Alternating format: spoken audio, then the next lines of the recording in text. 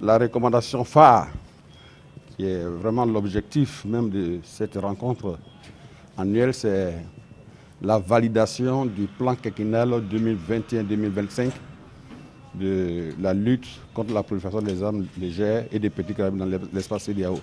Vous savez que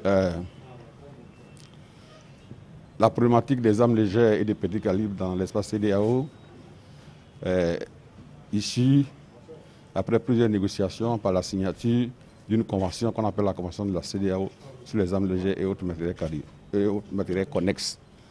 Et à ce titre, chaque 5 ans, sous la houlette de la commission de la CEDEAO, les 15 pays membres se réunissent pour élaborer un plan quinquennal.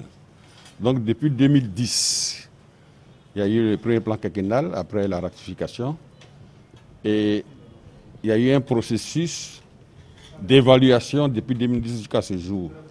Et c'est là que les experts nous ont proposé, moi-même je suis un expert, nous ont proposé un plan quinquennal pour les 5 années à venir. Et donc les experts ici de chaque État sont venus ici à Cotonou pour valider ce plan quinquennal et ça a été validé.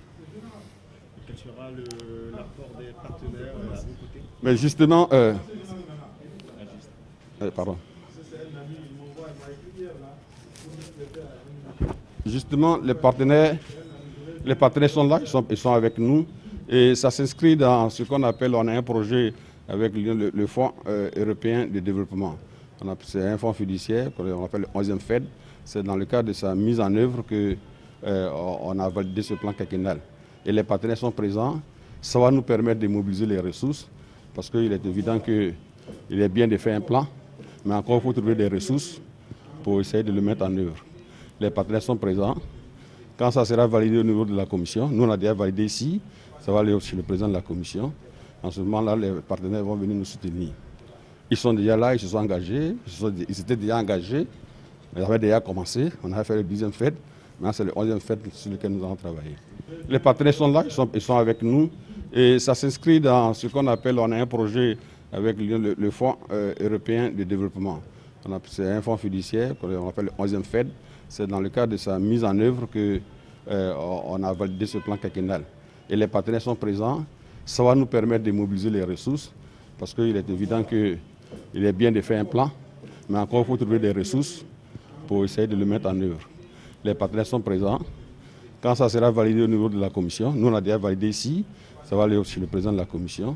En ce moment-là, les partenaires vont venir nous soutenir. Ils sont déjà là, ils se sont engagés, ils étaient déjà engagés, ils avaient déjà commencé, on a fait le 10e FED, maintenant c'est le 11e FED sur lequel nous allons travailler.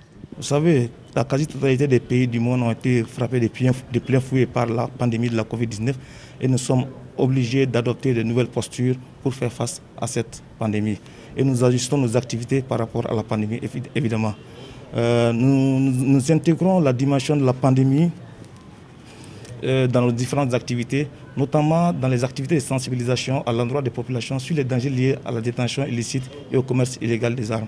La détention illégale et le commerce illicite des armes, évidemment, en intégrant la façon dont les conséquences de la pandémie sont drastiques pour les populations. C'est la même chose, c'est la même conséquence pour les armes. Les armes causent plus de dégâts que les maladies. Raison pour laquelle nous essayons d'harmoniser nos différentes activités ou d'adopter nos différentes activités avec l'évolution de la pandémie.